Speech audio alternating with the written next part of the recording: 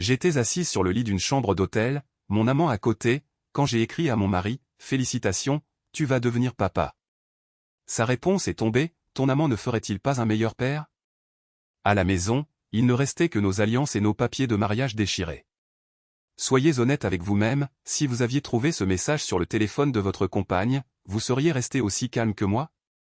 Ou vous auriez tout envoyé valser? Je m'appelle François, 40 ans, je vis à Lyon. Je travaille comme cadre dans une PME du 8e, rien de très original. Je rentrais souvent tard, parfois vidé, parfois simplement par habitude. Claire, ma femme, professeure de lettres dans un lycée public, avait ses propres horaires, ses copies, ses collègues, ses histoires d'élèves. On était mariés depuis 7 ans. Une routine bien huilée, lever, café, métro, boulot, retour, dîner rapide, série, un peu de lecture. On parlait parfois de faire un enfant, on s'était dit que ce serait pour bientôt, mais le temps filait, les semaines passaient. On remettait à plus tard, sans vraiment s'en rendre compte. On ne sortait pas tant. Quelques amis, 2 couples avec qui on faisait des dîners, la famille de mon côté à Lyon, la sienne à Chambéry, qu'on voyait surtout pour les fêtes. Rien qui sorte de l'ordinaire. Les vacances? 2 semaines à la mer, toujours au même endroit, toujours dans la même location. Je croyais que cette stabilité nous convenait à tous les deux. Je croyais qu'on avait trouvé un équilibre. Maintenant, je repense à certains détails.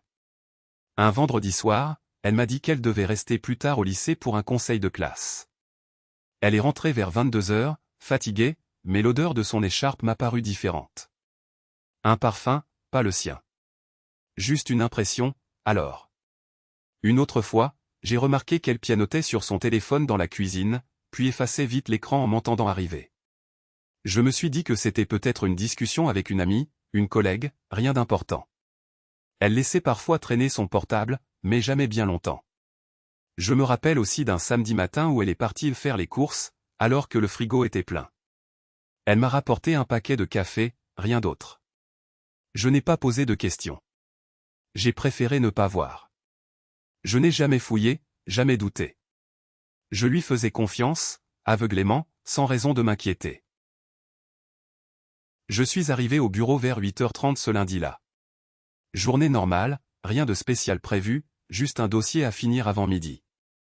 Je pose mon téléphone et mon sac sur mon bureau, j'ouvre mon ordinateur, café à la main. Quelques collègues passent, on échange un bonjour rapide, le bruit des claviers reprend. Vers 9h10, mon téléphone vibre.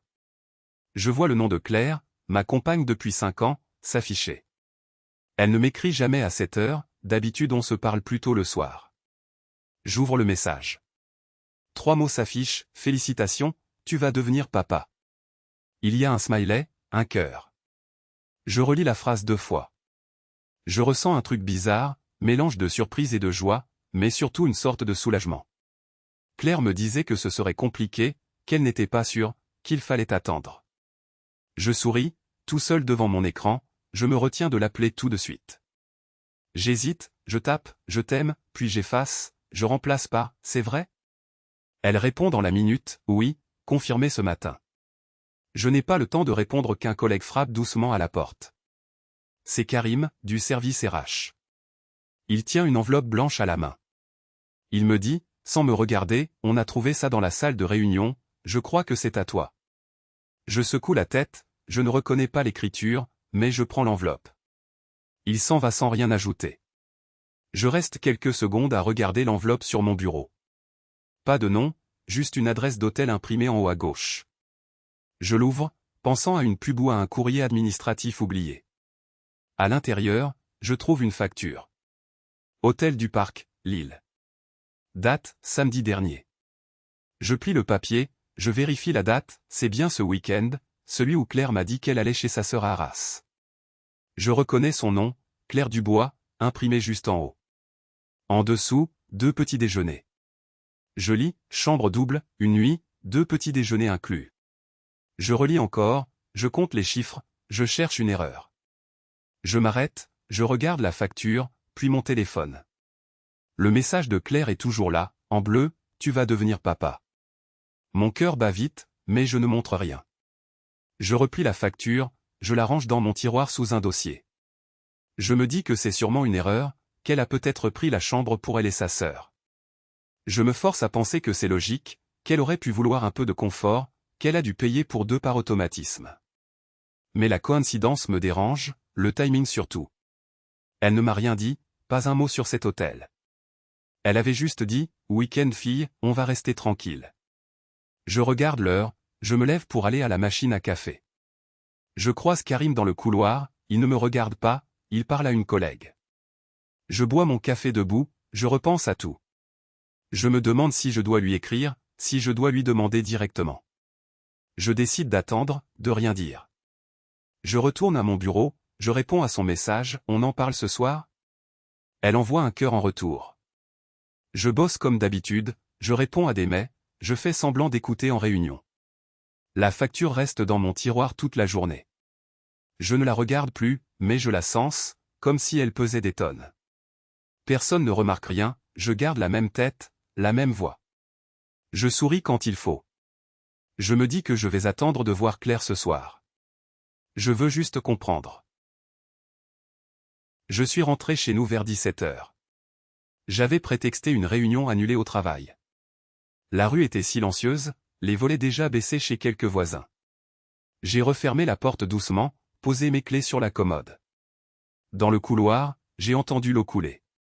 Claire était dans la salle de bain, le sèche-cheveux posé sur le bord du lavabo. J'ai traversé la chambre. Son téléphone était posé sur notre lit, écran noir, sans notifications apparentes. J'ai regardé autour de moi, rien n'avait bougé.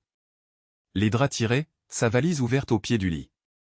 J'ai pris une grande inspiration, puis je suis resté debout, les mains dans les poches, à attendre qu'elle sorte. Le miroir a grincé quand elle l'a refermé. Elle a ouvert la porte, surprise de me voir là si tôt. Elle portait encore son peignoir. Je n'ai rien dit d'abord. Elle a évité mon regard, a fouillé dans la valise pour sortir une crème, l'a posée sur la commode. Je me suis avancé, voix neutre. Tu as passé un bon week-end chez ta mère. Elle a haussé les épaules, sans lever les yeux. Oui. Elle était contente de me voir. Je me suis approché du lit, j'ai sorti la feuille pliée dans ma poche. Je l'ai posée devant elle, sur la couette. Tu m'expliques ça? Elle a mis quelques secondes à comprendre. Elle a saisi la feuille, a lu l'entête de l'hôtel. Sa main a tremblé, elle est devenue blanche. Elle a levé les yeux, furieuse. Tu fouilles dans mes affaires maintenant? Je n'ai pas répondu. Je me suis assis au bord du lit, calmement. Elle a froissé la feuille, l'a jetée par terre. T'es sérieux, là? Tu vas commencer à surveiller tout ce que je fais? Sa voix montait, mais je n'ai pas bougé. J'ai ramassé la facture, l'ai lissée. Je veux juste comprendre, Claire. Elle a croisé les bras, s'est assise face à moi, le regard dur. Il ne s'est rien passé. Tu te fais des films, comme d'habitude. Ses yeux étaient brillants. Elle a détourné la tête, fixé la fenêtre. Je suis allé à l'hôtel parce que j'avais besoin d'être seul. Ma mère était malade, j'ai eu envie de souffler un peu. C'est interdit, ça? Je l'ai regardée sans rien dire. Elle a continué, plus sèche. T'as fouillé dans mon sac, t'as fouillé sur mon compte. T'as même appelé l'hôtel, c'est ça? Je n'ai pas répondu. Elle a pris son téléphone, l'a serré contre elle. C'est toi le problème. T'es paranoïaque, tu vois le mal partout. Elle s'est levée, a ouvert la fenêtre, puis s'est figée. Tu veux quoi, au juste? Que je m'excuse d'avoir pris une nuit d'hôtel? Je me suis levé aussi. J'aimerais juste la vérité. Elle a soufflé, longuement, sans me regarder. Elle s'est assise sur le rebord de la fenêtre, jambes croisées. Je t'ai dit la vérité. Tu veux pas me croire, c'est ton problème. Silence. J'entendais juste la rue en bas, quelques voix d'enfants. Elle tapotait son téléphone du pouce, sans écrire. Je me suis avancé, j'ai ramassé sa valise, l'ai posée sur le lit. Il y a autre chose? Elle a secoué la tête, l'air lassé. Tu cherches des excuses pour te disputer, c'est tout. Je l'ai laissé là. J'ai quitté la chambre, suis allé dans la cuisine. J'ai ouvert le frigo, sorti une bouteille d'eau, bu lentement. J'ai entendu la porte de la salle de bain claquer. Elle s'est enfermée, sans un mot. Les minutes ont passé. Je suis resté debout, à écouter le moindre bruit. Elle n'est pas ressortie. J'ai posé la facture sur la table, bien en vue. Plus de cris, plus d'explications. Silence total. Ce soir-là, on n'a pas dîné ensemble. Elle s'est enfermée dans la chambre, moi dans le salon. Aucun message, aucune excuse. Juste ce silence, pesant, qui a tout remplacé. Je n'ai pas fermé l'œil de la nuit. J'ai fait semblant de dormir, dos tourné, respiration lente. Mais chaque fois qu'elle bougeait, je comptais ses gestes. À 1 heure, elle s'est levée pour aller boire un verre d'eau. Elle a laissé son téléphone sur la table de nuit, écran tourné vers moi. J'ai attendu qu'elle revienne, qu'elle se recouche, puis qu'elle s'enfonce à nouveau dans le sommeil. Sa respiration est devenue plus profonde. Je savais qu'elle avait mis son portable en mode silencieux, comme d'habitude. Mais ce soir-là, il a vibré, très discrètement. J'ai ouvert les yeux, juste assez pour voir la lumière bleue s'allumer. Je me suis redressé sur un coude, sans bruit. L'écran affichait une notification WhatsApp. Le message était court, « Merci pour hier, c'était parfait ». Juste au-dessus, le prénom, Julien. Je n'ai pas réfléchi. J'ai pris mon téléphone, j'ai ouvert l'appareil photo. Un clic rapide, flash désactivé. J'ai vérifié la photo, nette, lisible, date et heure visible. J'ai remis son portable à sa place, en prenant soin de tout laisser comme avant. Elle n'a pas bougé. Je me suis levé, pieds nus sur le parquet. J'ai traversé le couloir jusqu'à la cuisine, portable à la main, cœur régulier. Je me suis assis sur la chaise devant la table, j'ai agrandi la photo. Le message était encore affiché, aucune ambiguïté possible. Et puis, en dessous, la conversation précédente, les derniers messages de la veille. Je les ai relus 2 fois. Chambre 210, hôtel du Parc, écrit à 20h30. Je me suis rappelé la facture que j'avais trouvée dans la poche de son manteau, 2 jours avant. Même nom d'hôtel, même date. Sur le coup, elle m'avait dit que c'était un déplacement pour le boulot, une réunion tardive. Je n'y avais pas cru, pas vraiment, mais je n'avais rien dit. J'ai fait défiler la galerie de mon téléphone jusqu'à la photo de la facture. Je l'ai mise côte à côte avec celle du message. Tout collait, l'adresse, l'hôtel, l'heure. Je n'avais pas besoin de plus. C'était concret, précis. Pas un doute, pas une interprétation. J'ai gardé les 2 photos, je les ai transférées sur mon ordinateur, puis sur une clé USB. Je n'ai pas cherché à fouiller plus loin, pas cette nuit-là. À quoi bon? Les preuves étaient là, devant moi. Je suis resté assis longtemps, écran allumé, sans rien faire. J'entendais le bruit du frigo, le tic-tac de l'horloge. Derrière la porte, elle dormait, respiration calme, comme si de rien n'était. Je me suis demandé depuis combien de temps ça durait. Si c'était la première fois, ou si tout était déjà installé. Je me suis souvenu de ses absences, de ses petits retards, des sorties avec les collègues. Tout s'alignait. Je n'ai rien ressenti, ou alors quelque chose de très froid, très lointain. C'était mécanique, preuve, recoupement, constat. J'ai pris un verre d'eau, je l'ai posé devant moi sans y toucher. J'ai relu le message, encore. Toujours ces mêmes mots, simples, sans détour. Merci pour hier, c'était parfait. Je me suis demandé s'il allait écrire encore, s'il se voyait souvent dans cet hôtel. Je n'ai pas eu envie de répondre, ni d'effacer le message. J'ai laissé le téléphone là où il était, comme si de rien n'était. J'ai éteint la lumière de la cuisine, je suis retourné dans la chambre. Je me suis recouché, dos tourné, respiration lente. Elle n'a rien remarqué. Je n'ai pas fermé l'œil. Chaque minute passait, identique. J'avais ce flash de la notification, la sensation du clic, la certitude d'avoir compris. Plus de doute. Plus de questions. Seulement les faits, posés là, impossible à ignorer. Je me suis promis de ne rien dire. Pas ce matin-là. Pas sans avoir réfléchi à la suite. Je voulais garder le contrôle. J'ai attendu que le jour se lève, les stores encore fermés. Elle s'est réveillée en premier, a pris son portable. Elle l'a regardé une seconde, a souri dans le noir. Moi, je faisais semblant de dormir. Rien n'a bougé, en apparence. Mais tout était différent. Je n'ai rien dit. Même après ce que j'ai vu la veille, je n'ai pas élevé la voix. J'ai fermé la porte de la chambre, j'ai pris une douche, puis je me suis couché à côté d'elle. Claire dormait déjà, ou faisait semblant. J'ai éteint la lumière. Je me suis tourné vers le mur. Je n'ai pas dormi longtemps. Le matin, je me suis levé avant elle. J'ai pris mon café, sans bruit. Je ne voulais pas la croiser. Je l'ai entendue descendre une demi-heure plus tard, pieds nus sur le parquet. Elle s'est servie à son tour, puis elle a demandé, la voix neutre. « Tu travailles de la maison aujourd'hui ? » « Oui. » « D'accord. » C'était tout. Pas de questions. Pas de sourire. Elle a attrapé son sac et ses clés, elle est sortie. J'ai regardé la porte se refermer. Je suis resté debout, la tasse à la main. Je savais que j'avais quelque chose à faire. Je me suis installé à mon bureau, j'ai ouvert l'ordinateur. On avait une boîte mail partagée, utilisée pour les factures, les rendez-vous, les trucs pratiques. Je ne l'avais pas consultée depuis des semaines. J'ai saisi l'adresse, le mot de passe.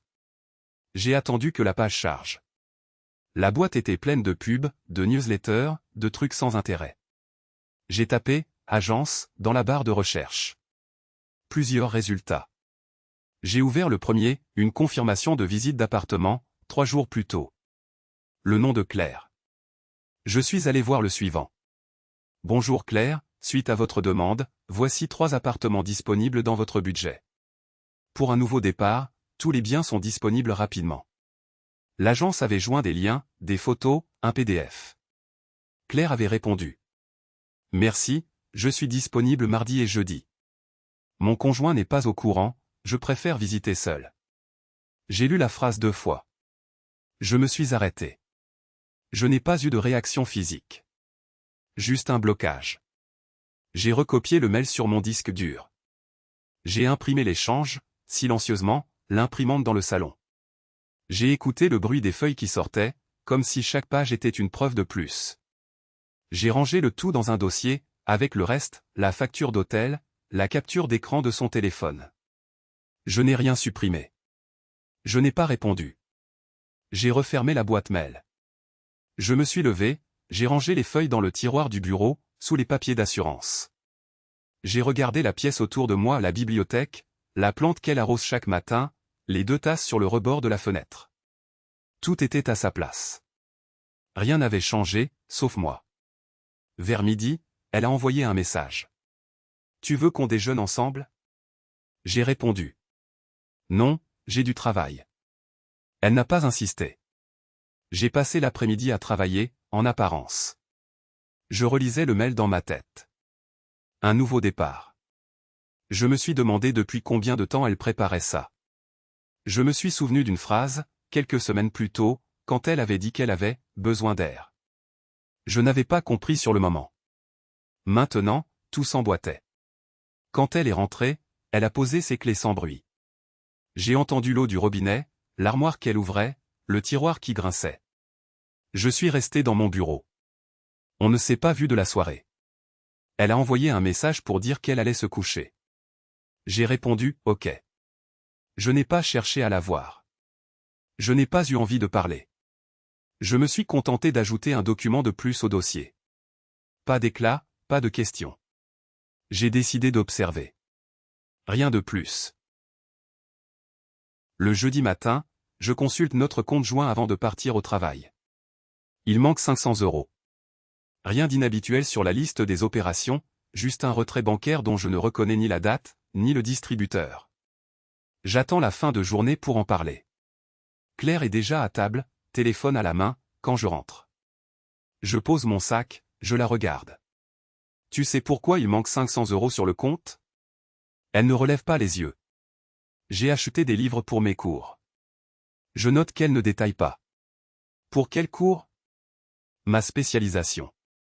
C'est cher, tu sais. Je ne discute pas. J'acquiesce d'un signe de tête. Je sais déjà qu'elle ment. Les livres, elle les commande toujours via le même site, et ça n'apparaît pas sur le relevé. Je monte dans le bureau, j'imprime les relevés bancaires des 3 derniers mois, je les classe. Je me fais une liste à la main de toutes les opérations dont l'origine me paraît obscure. 6 retraits en liquide, toujours à des horaires où je suis au travail. Je me rappelle de chaque rendez-vous, chaque déplacement. Je ne suis jamais allé à ces distributeurs.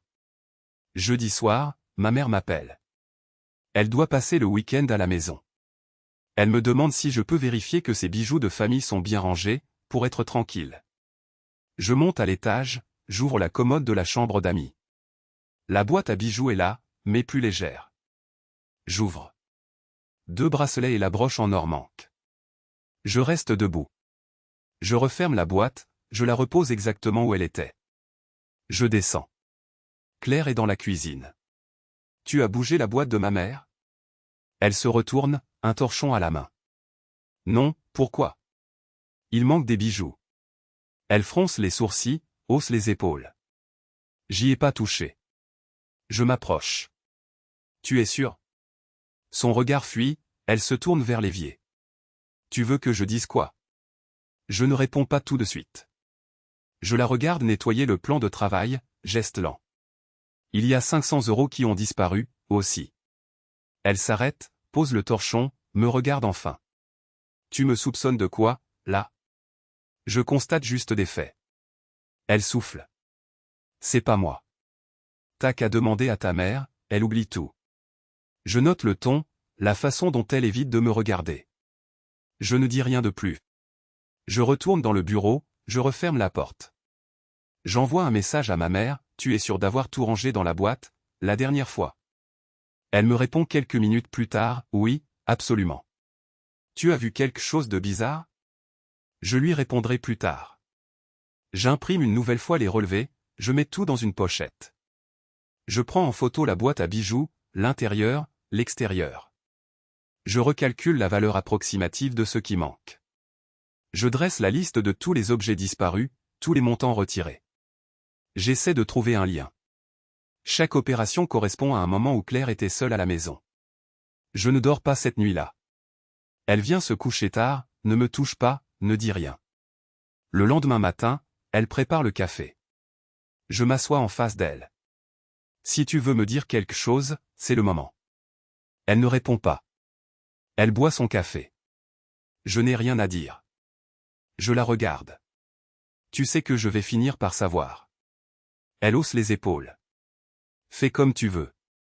Je la laisse là. Je pars au travail. Dans la voiture, je pense à tout ce qui a disparu, à ce qui ne reviendra pas. Je sens qu'il y a autre chose, quelque chose de plus grand qui m'échappe encore. Le lendemain matin, j'ai attendu qu'elle parte travailler. J'ai pris mon café sans me presser. J'ai sorti le classeur rouge du tiroir du bureau, là où on rangeait tous les papiers qui ne servaient qu'une fois par an. Je me suis installé à la table du salon. J'ai commencé à tout trier, facture EDF, quittance de loyer, relevé de la banque.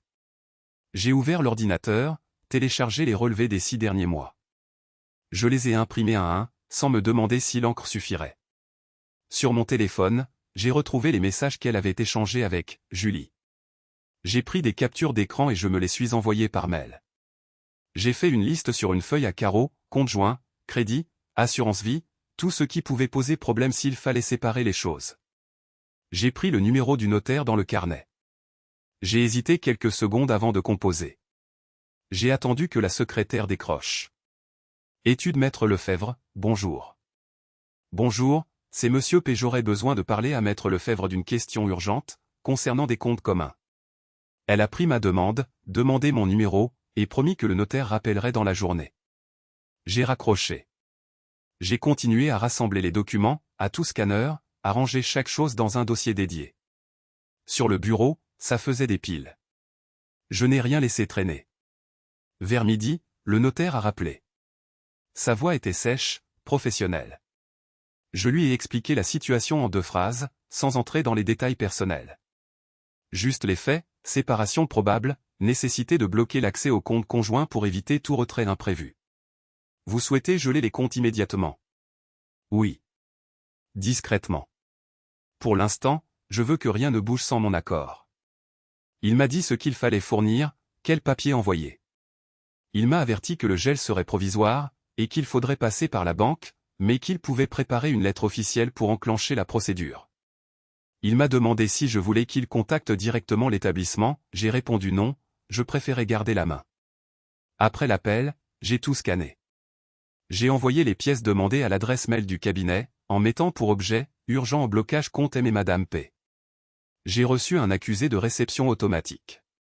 J'ai vérifié 3 fois que les bons fichiers étaient joints. Je n'ai rien laissé au hasard. Ensuite, j'ai appelé un avocat. J'ai cherché quelqu'un qui ne soit pas trop loin, mais pas dans notre quartier. J'ai laissé un message sur son répondeur, puis sur celui d'un deuxième cabinet. 10 minutes plus tard, le premier m'a rappelé. Maître Girard à l'appareil. J'ai vu que vous cherchiez à me joindre. Oui, bonjour maître. Je souhaiterais prendre rendez-vous rapidement pour une question de séparation et de gestion de biens communs. Vous pouvez passer demain matin, 9h30 ? J'ai dit oui. Il m'a demandé d'apporter tous les documents possibles, contrat, relevé, preuve de propriété. J'ai noté l'adresse, remercié, raccroché. Le reste de la journée, je l'ai passé à préparer un dossier complet. J'ai tout relu, tout classé. J'ai ajouté une chronologie des faits, avec les dates, les montants, les échanges. J'ai imprimé les captures d'écran, les ai glissées dans une pochette. J'ai gardé le ton neutre partout, même dans les notes pour l'avocat. Pas de commentaires, juste les faits, les dates. Le soir, quand elle est rentrée, elle m'a trouvé en train de faire la vaisselle. Elle n'a rien vu.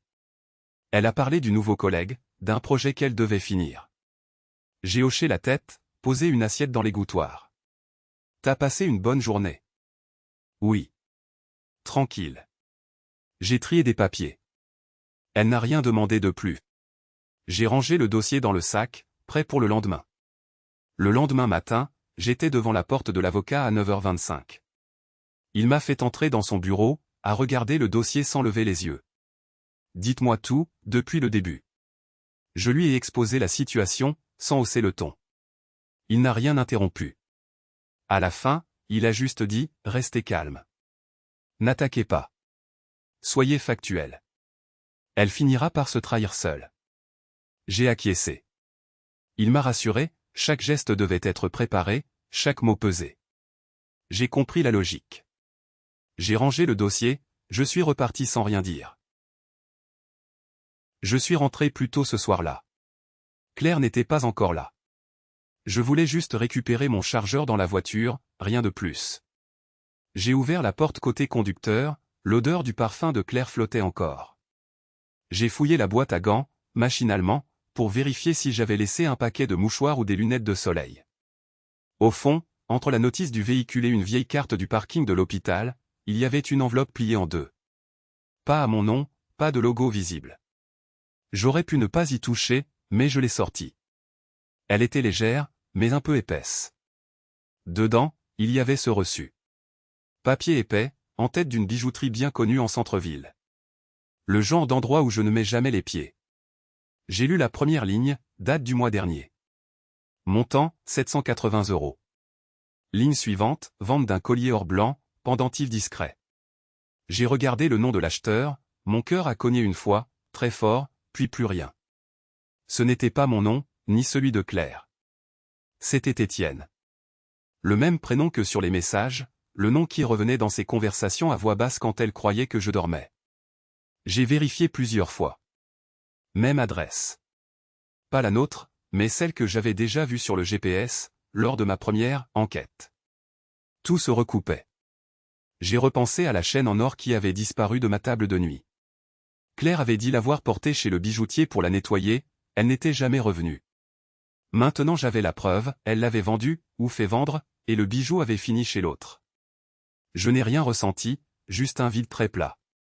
J'ai regardé le montant, j'ai regardé la signature du vendeur, puis j'ai rangé le reçu dans ma poche. Je n'ai pas refermé la boîte à gants tout de suite. Je suis resté assis, portière ouverte, le moteur éteint, à fixer le tableau de bord. Mon téléphone a vibré. Un message de Claire, je finis plus tard, ne m'attends pas pour manger. J'ai répondu, ok. C'est tout. Je suis resté encore 5 minutes sans bouger. J'ai repensé à tous les objets qui avaient disparu petit à petit ces derniers mois. Une montre, une bague de ma mère, des petites choses auxquelles je tenais, mais qui ne valaient presque rien sauf pour moi. Claire avait toujours une explication, perdue, prêtée à une collègue, rangée quelque part, je vais chercher. J'ai compris que chaque disparition n'était pas un accident. Je me suis levé, j'ai claqué la portière doucement. Dans ma poche, le reçu me brûlait le doigt. J'ai monté les escaliers lentement, sans bruit, comme si j'étais un intrus chez moi. Arrivé dans le salon, je me suis assis, sans allumer la lumière. J'ai sorti le reçu, je l'ai relu sous la lampe de mon téléphone. J'ai tapé le nom de la bijouterie sur Google, j'ai trouvé les horaires, les avis, la photo de la devanture. Je n'ai pas eu besoin d'en savoir plus. Tout était clair. J'ai pensé appeler Étienne, trouver son numéro, lui demander s'il portait bien le collier. Je ne l'ai pas fait. J'ai pensé à confronter Claire dès son retour, mettre le reçu sur la table, attendre sa réaction. Je ne l'ai pas fait non plus. J'ai remis le reçu dans ma poche. Je me suis préparé un café. J'ai lavé 2 assiettes qui traînaient dans l'évier. Les gestes étaient précis, mécaniques. Quand Claire est rentrée plus tard, elle n'a rien remarqué.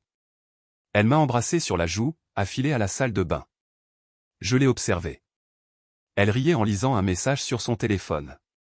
Son rire sonnait creux, comme une vieille cassette. Je n'ai rien dit. J'ai rangé le reçu dans le tiroir de mon bureau, entre mon passeport et quelques vieilles photos. J'ai verrouillé le tiroir. Ce soir-là, j'ai dormi sans rêve. Le matin, en me rasant, j'ai vu mon visage dans la glace. Indifférent. J'avais toutes les pièces du puzzle, et plus aucune illusion. Samedi matin. Je me lève tôt. Je prépare un café. Elle descend un peu après moi, en pyjama, l'air presque normal. Je regarde mon téléphone, je fais semblant de consulter mon agenda. Je dis, sans la regarder. J'ai une réunion ce matin. Je pars vers 8 heures. Elle hoche la tête, prend sa tasse, et va s'asseoir dans le salon. Silence. J'observe la fenêtre, je compte les minutes. Elle ne me pose pas de questions. 8 heures, je sors, je claque la porte. Je marche jusqu'à la voiture, garée 2 rues plus loin. Je m'installe, je coupe le moteur, et j'attends. Les vitres légèrement baissées, je surveille la maison. Pas de bruit. Je repense à la veille, à cette conversation banale sur le planning du week-end. Aucun mot de travers. Tout est propre, contrôlé, comme toujours. Vers 9 heures, elle sort. Elle a troqué le pyjama contre un jean et une veste beige. Elle traîne une petite valise à roulettes. Je la vois refermer la porte, vérifier la poignée. Elle regarde brièvement la rue, mais pas dans ma direction. Elle sort son téléphone, tape quelque chose, puis attend sur le trottoir. 5 minutes passent. Un taxi arrive. Il s'arrête pile devant chez nous. Elle monte à l'arrière, pose la valise à côté d'elle. Le chauffeur ne sort même pas. Je sors mon téléphone, j'ouvre l'appareil photo. J'attends qu'il démarre. Quand la voiture roule et qu'elle disparaît au coin, je prends une photo. La valise, la porte d'entrée, le taxi, tout est net. Je regarde l'image. On reconnaît la rue, la maison, son manteau. Rien à redire. Je reste encore quelques minutes. Je scrolle sur mon téléphone, je regarde l'heure. Pas de message de sa part. Rien. J'envoie la photo sur mon adresse mail, pour la sauvegarder. Je la regarde à nouveau, zoomant sur son visage.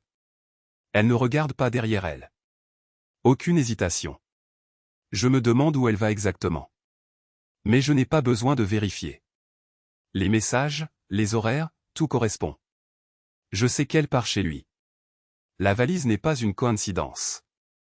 Elle ne part pas faire des courses. Elle n'a pas d'amis à voir, pas de famille en ville. Je fais défiler les images dans ma tête, elle qui prépare la valise hier soir, discrètement, en disant qu'elle rangeait juste un peu. Elle qui s'est douchée dès mon départ, qui a attendu que je parte pour sortir. Je me demande si elle imagine une seconde que je pourrais la surprendre. Mais non, elle a confiance. Elle pense que je suis au bureau, que je ne me pose pas de questions. Je me rappelle la conversation d'il y a 3 jours, quand elle disait qu'elle voulait du temps pour elle, qu'elle se sentait fatiguée. Elle a trouvé le créneau parfait. Je regarde les autres maisons du quartier. Rien ne bouge. Une voisine sort les poubelles. Elle ne me voit pas. Je me fais petit dans la voiture. Je sens la tension dans mes épaules, mais je reste immobile. J'envoie la photo sur mon cloud. Je la sauvegarde sur une clé USB, rangée dans la boîte à gants. L'épreuve, c'est tout ce qui compte. Je repense à ce qu'elle m'a dit, il y a une semaine, sur la confiance. On doit se dire les choses, sinon ça ne sert à rien. Je n'ai rien répondu. Aujourd'hui, elle ne dit rien. Elle agit. À sa façon. Je démarre la voiture, je roule lentement jusqu'au bout de la rue. Je ne croise personne. Je tourne à gauche, puis je m'arrête au feu. Je regarde la photo une dernière fois. Je ressens un calme étrange. Plus de doute. Je n'ai pas besoin de plus d'explications. Tout est là, noir sur blanc. Je sais ce que je dois faire. Lundi matin, je me lève tôt. Je prépare le dossier, chaque feuille dans une pochette plastique, les factures soigneusement alignées, les copies d'écran imprimées, les relevés bancaires triés par date. Le tout dans une chemise cartonnée, posée sur la table de la salle à manger. Claire ne parle pas. Elle a compris, je crois, que quelque chose va tomber. 11 heures. Les familles arrivent, à tour de rôle. Les parents de Claire entrent les premiers. Sa mère s'assoit, main serrée sur ses genoux. Son père regarde par la fenêtre, sans un mot. Mes parents arrivent à leur tour, plus raides, le visage fermé. Le notaire, Monsieur Lemoine, sonne à midi pile. Il serre les mains, s'installe au bout de la table, sort son carnet. Je reste debout. Claire, assise à côté de sa mère, fixe la nappe. Le silence pèse. Je commence. Je pose la chemise sur la table. Je présente chaque document, sans lever la voix. Voilà les relevés du compte joint. Plusieurs retraits, pas justifiés. Je sors les factures. Ici, des achats de bijoux à la boutique Place Vendôme. Montant total, 4100 €. Je montre les copies d'écran. Message échangé avec Étienne, daté du 14 janvier. Rendez-vous dans un hôtel à Boulogne. Photo à l'appui. Les parents de Claire ne bougent pas. Ma mère pince les lèvres. Claire ne dit rien. Le notaire prend les documents, les feuillette, note des références. Il demande calmement. Madame, vous confirmez ces opérations? Claire lève la tête. Sa voix est basse. J'ai fait des achats, oui. Mais c'était, pour un cadeau, pour... Elle s'arrête. Personne ne la relance. Je pose sur la table le reçu de la bijouterie, au nom d'Étienne. Le notaire reprend. Ce reçu, Monsieur Étienne vous l'a remis en main propre? Je réponds. Non. Je l'ai trouvé dans la boîte à gants de la voiture. Le notaire appelle Étienne sur son portable, en haut-parleur. Monsieur Étienne, bonjour, ici Maître Lemoine.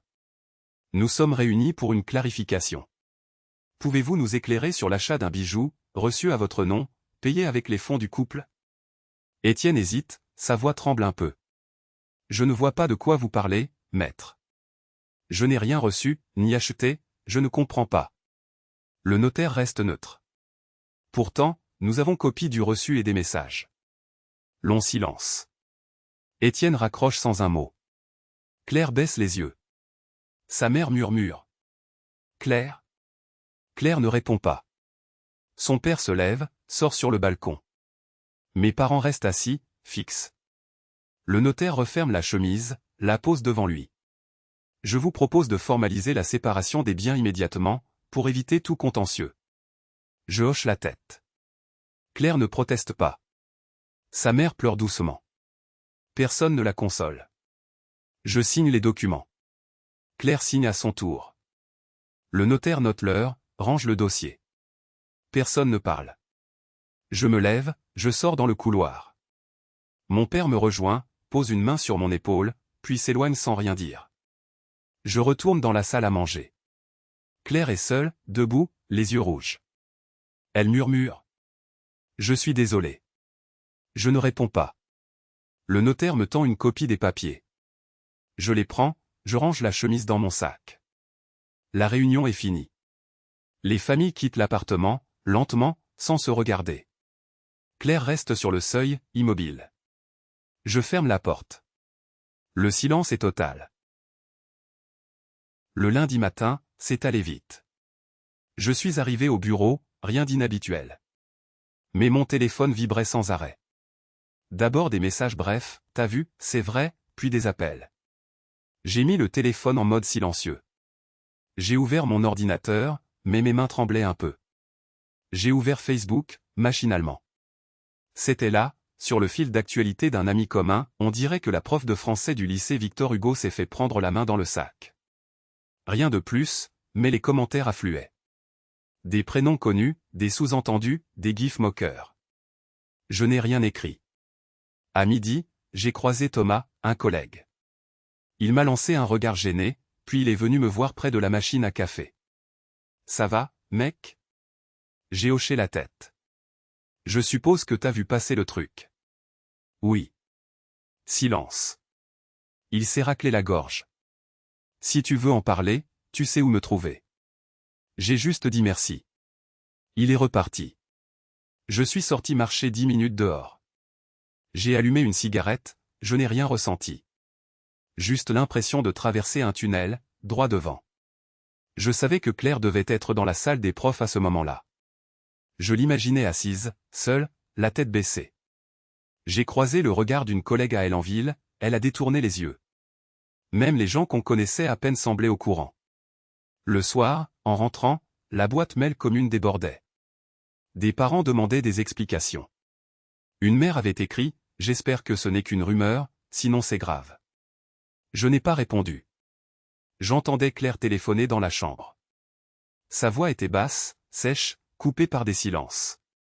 Non, c'est pas ce que tu crois. Tu peux au moins écouter. Puis elle a raccroché, fort. J'ai entendu le téléphone claquer sur la table de nuit. À table, elle n'a rien dit. Elle a mangé lentement, sans me regarder. J'ai posé une assiette devant elle, elle l'a repoussée à moitié pleine. Tu travailles demain?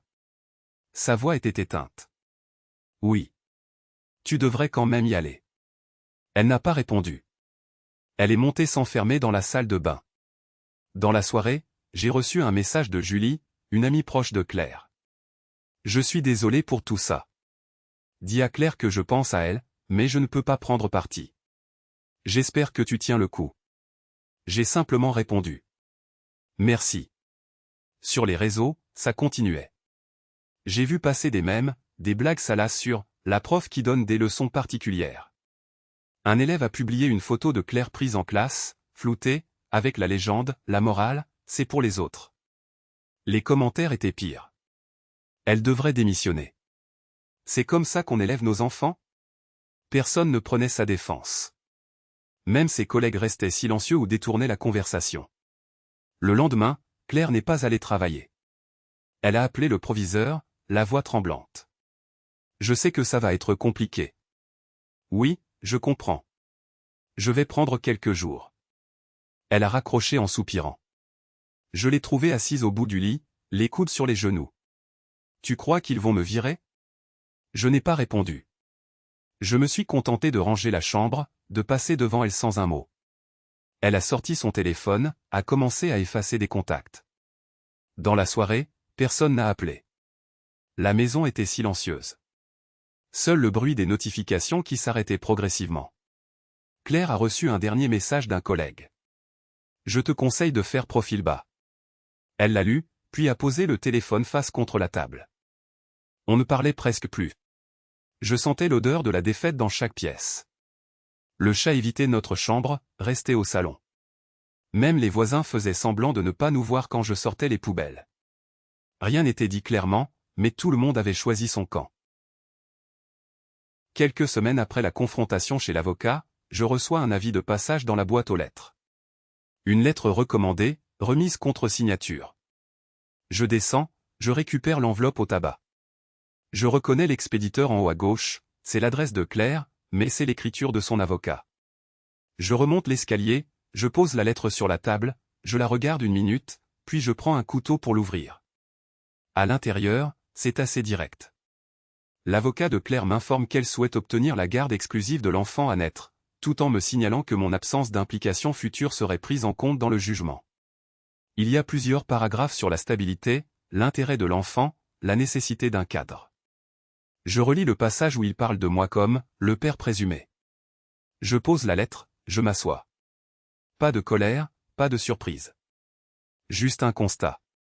Je sors mon téléphone, je fais défiler les mails. Je retrouve le message du laboratoire, reçu la veille, résultat du test de paternité disponible dans votre espace personnel. Je me connecte. Le PDF s'ouvre. Tout est écrit de façon clinique. Mon nom, le nom de Claire, le numéro du dossier. En bas, sous la ligne « Résultat », il y a la phrase « Absence de concordance génétique entre monsieur et le fœtus ». Aucune hésitation possible, c'est écrit noir sur blanc. Je lis la phrase 2 fois, puis je ferme l'ordinateur.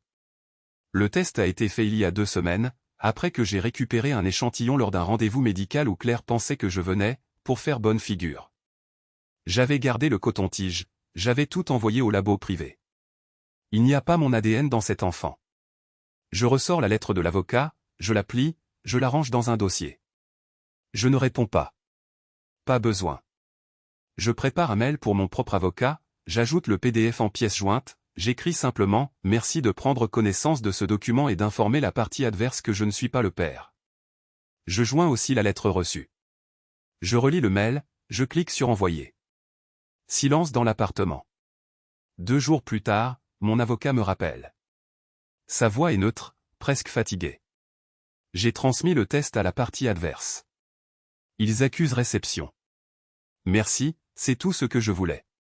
Il y a une pause. Vous ne souhaitez pas engager d'autres procédures? Non. Très bien, je clôture le dossier. Je raccroche. Je me lève, je range tous les papiers dans une chemise. Je regarde par la fenêtre. Je ne ressens pas de victoire, ni de soulagement. C'est mécanique. Quelques heures plus tard, je reçois un mail automatique, votre dossier a été clos. Claire ne m'appellera pas. Aucun message, aucun appel, rien. Je la laisse avec son mensonge, son enfant, sa nouvelle réalité. Je ne chercherai pas Étienne. Ce n'est plus mon problème. L'ironie est simple, à vouloir m'exclure, elle s'est exclue elle-même. Je ne dis rien à personne. Je ne réponds pas aux quelques amis communs qui m'écrivent pour demander si tout va bien. Je laisse les choses se tasser. Le soir, je regarde le dossier posé sur la table. À l'intérieur, il y a la lettre, le test, quelques photos anciennes. Je referme la chemise, je la range dans le tiroir du bas. Je n'ouvrirai plus ce dossier. Les papiers sont là, au cas où. Mais je n'en aurai pas besoin. La procédure est finie. Je n'ai plus rien à prouver. Claire devra expliquer seule pourquoi elle a voulu m'imposer ce rôle. Je me couche tôt. Rien d'autre à faire. Je me suis levé à 6 heures. Pas besoin de réveil. J'ai dormi 3 heures, pas plus. J'attrape la valise sous le lit, la même que j'avais utilisée pour mon voyage professionnel à Lyon 2 ans plus tôt. J'ouvre la porte de la chambre, doucement, pour ne pas faire de bruit. Claire est dans la chambre d'amis. Je n'entends rien, pas de mouvement. J'avance dans le couloir, la moquette absorbe mes pas. Dans la salle de bain, je prends ma brosse à dents, le rasoir, le gel douche, rien de plus. Je ne touche pas au reste. J'ouvre un placard, je prends 3 chemises, 2 pantalons, quelques t-shirts, un pull. Tout tient dans la valise. Je n'ai pas envie de réfléchir à ce que je laisse. Je prends mes chaussures, une paire de baskets, mon manteau. Mon ordinateur portable, mon chargeur. Je mets tout dans le coffre de la voiture. Il est à peine 7 heures. Je m'arrête devant la porte d'entrée. Le silence est total. Je pose la clé sur la petite table du couloir pour qu'elle la voie. Je ne laisse pas de mots. Elle sait. Il n'y a rien à dire. Je referme la porte derrière moi. L'air dehors est froid. Je descends les marches, je sens la valise tirée sur mon bras. Je ne me retourne pas. La route est dégagée à 7 heures. Je roule sans musique, sans radio. Les feux sont tous verts. Je m'arrête devant l'immeuble gris, 3 étages, l'ascenseur en panne. J'appelle le propriétaire, il m'ouvre la porte à distance. L'appartement sent la peinture, les murs sont nus. Je pose la valise dans l'entrée. J'ouvre la fenêtre, j'écoute la rue, un bus qui passe, un chien qui aboie, des bruits de pas rapides. Je m'assois sur le canapé lit, j'allume mon téléphone. Il y a un message de Claire. 2 mots, reçu, d'accord. Pas de questions, pas d'insultes. Je lis le message 3 fois. Je supprime la conversation. Je n'ai rien à répondre. Je regarde autour de moi. Il n'y a rien sur les murs, pas de photos, pas de souvenirs. Je reçois un mail de mon avocat. Les papiers sont prêts, la procédure avance. Pas de surprise, pas de discussion. Je lis les documents, je lis chaque ligne, je signe. Je scanne les feuilles, je renvoie tout par mail. Je ferme l'ordinateur, je me lève. Je regarde la valise. Je range les vêtements dans l'armoire. Je laisse le reste fermé. Je sors acheter du café et du pain. La caissière me souhaite une bonne journée, je réponds par un signe de tête. En rentrant, je croise mon reflet dans la vitre de la porte d'entrée. Je me reconnais à peine. J'entre, je pose le sac sur la table. Je prépare le café, je regarde la vapeur s'échapper de la tasse. Je bois debout, dos à la fenêtre. Je n'allume pas la télévision. Je laisse mon téléphone sur silencieux. Je passe la journée à ranger, à marcher d'une pièce à l'autre. Je regarde par la fenêtre. Les voisins rentrent leurs courses, parlent fort dans le couloir. Je ne connais personne ici. Je ne cherche pas à croiser le regard de qui que ce soit. Le soir, je reçois un mail automatique, votre rendez-vous avec le notaire est confirmé. Je note la date. Je ferme l'ordinateur. Je m'assois sur le lit, je fixe le mur blanc. Je n'ai rien à faire, rien à attendre. Je me couche habillé. Je ferme les yeux, j'écoute les bruits de la rue. Les jours suivants se ressemblent. Je ne retourne pas à la maison. Je n'ai rien oublié là-bas. Claire ne m'appelle pas. Nous échangeons uniquement par nos avocats. Tout est écrit, froid, précis. Je réponds quand il faut, rien de plus. Je reçois les relevés de compte, je transfère les fonds comme demandé. Je n'ai pas envie de discuter. Je prends un abonnement à la salle de sport à côté. Je m'y rends tous les soirs. Je rentre, je me douche, je dîne seul. Je lis les nouvelles sur mon téléphone, je consulte mes mails, je réponds à 2 messages de collègues. Je ne parle à personne du reste. Le divorce suit son cours. Les documents arrivent. Je signe, j'envoie. Il n'y a pas de surprise, pas de rebondissement. Tout est mécanique. L'avocat me dit que c'est rapide, que l'accord est clair. Je réponds par un merci. Rien d'autre. Un matin, je reçois la confirmation, le divorce est prononcé. Je lis le mail, je ferme l'ordinateur. Je regarde par la fenêtre. Il pleut. Je bois mon café debout, je regarde la rue. Je ne ressens rien de particulier. C'est terminé. Le jugement est tombé un jeudi matin. J'ai reçu le mail de l'avocat, pièce jointe signée par le juge. Divorcé, sans appel, sans discussion. J'ai relu le document 3 fois. Il n'y avait rien à contester. Les comptes communs ont été fermés dans la semaine. J'ai pris rendez-vous à la banque, ils ont transféré ma part, annulé la carte supplémentaire. J'ai fait une liste des objets restés chez elle, quelques livres, une cafetière, le vieux fauteuil. J'ai envoyé un message. Elle a répondu, passe samedi matin, Étienne sera là pour t'ouvrir. J'ai hoché la tête devant l'écran. J'y suis allé à l'heure convenue. Claire n'a pas bougé du salon. Elle n'a pas levé les yeux.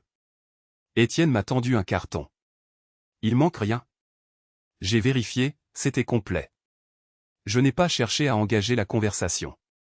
Pour la garde, c'est elle qui a tout eu.